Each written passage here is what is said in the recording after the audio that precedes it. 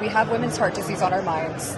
As a structural interventionalist very early in my career, it makes me so happy to see people like you trailblazing in the space of women's heart disease, specifically in the valve space.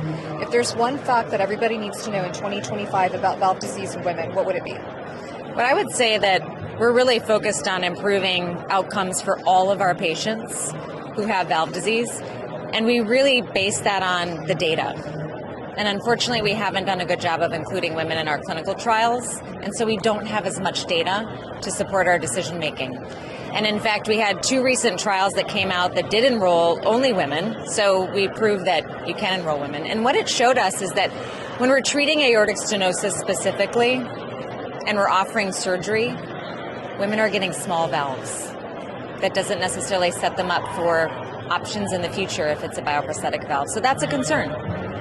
I think it's something that all of us should have in our awareness, whether we're involved in the structural interventional space or cardiac surgery space or in any other field of medicine. I think it's so important to realize that not all patients are the same.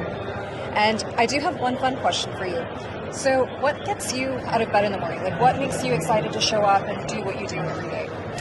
Well, I am so empowered by my patients.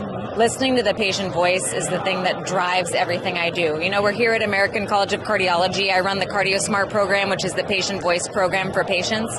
And I just feel like there's a magic that happens when you sit down in a clinical encounter and you earn the trust of the patient. Like, where do we get that anywhere in our life? We get to meet people from all kinds of backgrounds. It's so exciting and such a privilege. I think that relationship is unlike any other relationship. I think that's an amazing answer.